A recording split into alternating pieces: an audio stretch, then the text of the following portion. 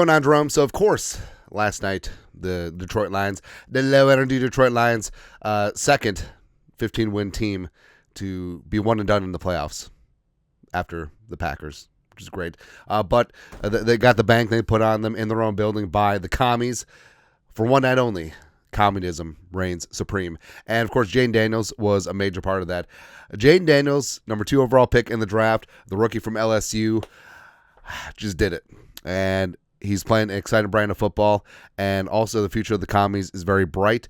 They got $100+ million in cap space. Everyone wants to be with him. He's probably going to get T. Higgins in this offseason. Higgins, Scary Terry, Diamond Brown. Let's go.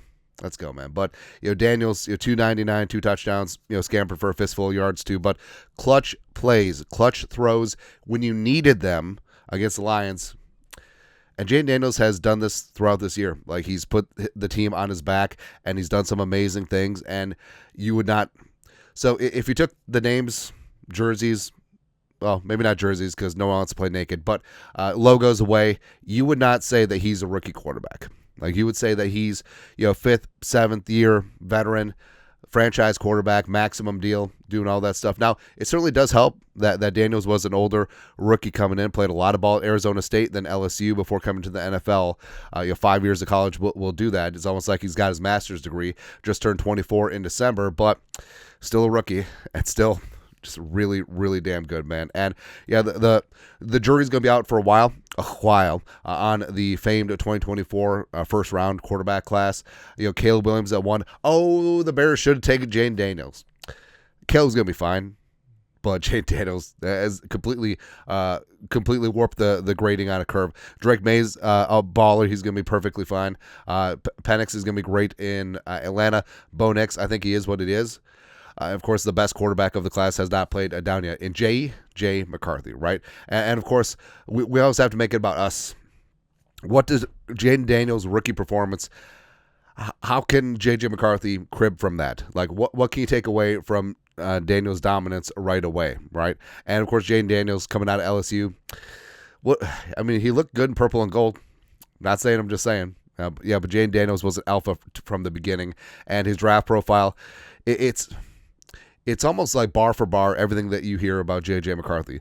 Game is marked by command of the field and football intelligence. That's J.J. Recognizes pre-snap pressure and has planned to counter it. J.J. Gets everyone on the same page when setting up protection. That's J.J. as well. Oh, but he was a handoff merchant at Michigan. Now, when they needed him to throw in meaty, high-leverage situations, J.J. McCarthy was doing it. Now, did he put up the big frou-frou, empty-calorie college football stats? No.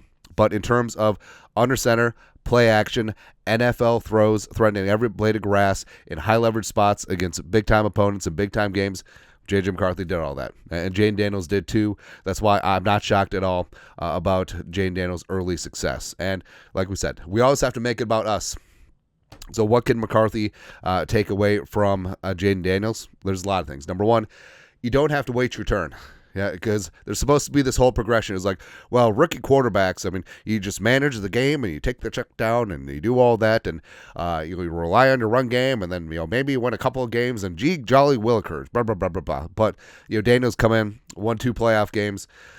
Basically won those 2 playoff games almost single-handedly, right? And also, you can command a veteran-laden team. The commies, they signed up a lot of vets on that team, but they all look at number 5. He is the true alpha, right? And J.J. McCarthy's going to have to do the same thing. Even though the Vikings, their core is young, it's still going to be a team of veterans, and they got to focus on getting things done. And J.J. McCarthy can lead them and be that dude. Also, using mobility as a weapon. Now, McCarthy is not as mobile as Jayden Daniels is, but McCarthy is no slouch in the mobility department. Plus, I feel like the modern day NFL, your quarterback has to be able to move. And now he doesn't have to run all the time per se. You still have to be able to throw from the pocket, but make throws on the run.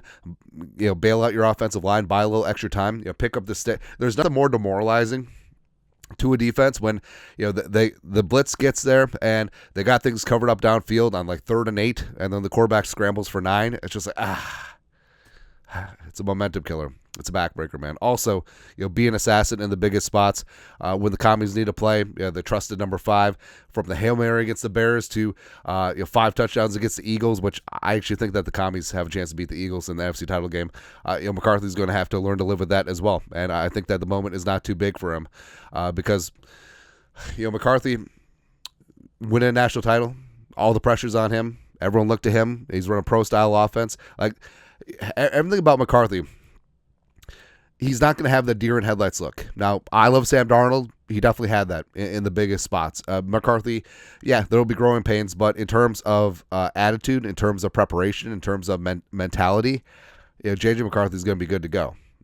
Also, building offense around his skill set. Where Cliff Kingsbury, he's gotten much derision for his time as a head coach at Texas Tech and Arizona, but he did great things as the OC of the Commanders. Really, really leaning in what Jayden Daniels does well and taking out what he doesn't do well. I think Kevin O'Connell will do the same thing with J.J. McCarthy. Also, efficiency first. Jayden Daniels, only 9 interceptions his rookie season, 25 touchdowns, completed 69% of his passes. Nice. So efficiency first. Just don't be like Will Levis or Anthony Richardson, just chucking the ball all over the place, and turnovers are killer. And J.J. McCarthy, people tried to slander him. Oh, he came from a run-first offense. For sure. Sure, you can call him a game manager all you want, but first step is don't beat yourself, and then you beat the bejesus out of the defense. Steps 1, steps 2. Also, trusting your weapons. I love me some Scary Terry, Diami Brown, the leftovers of Zach Ertz, and Austin Eckler, but J.J. McCarthy's walking into a much better situation than Daniels had his rookie season because you got Jefferson, you got Addison, even though he's probably going to be suspended for 3 games. Hawkinson, Darrisaw's going to be back. O'Neal's going to be back. And also with Kevin O'Connell, I trust him a lot more than Cliff Kingsbury. J.J. McCarthy's walking into a beautiful and glorious situation, right? And also the whole Amor Fatties, we're going to be able to build this offensive line and be good to go there. So I do love the future with J.J. McCarthy. I mean, with Darnold, it was real. It was fun. It was kind of real fun at times, but number 9, feeling fine. He is the future. And obviously, J.J. was going to have this mentality to begin with, but looking at Jayden Daniels, commies in the NFC title game, I think that they have a puncher's chance against the Eagles. I think Jayden Daniels could go to a Super Bowl as a rookie, and then Jayden Daniels can win a Super Bowl as a rookie. And I think that J.J. McCarthy definitely sees that as his ceiling starting year 1 in 2025. But your thoughts are thoughts. What J.J. could learn from Jayden? That's the things. Let us know. Comment section. You guys know what to do. Skull production value.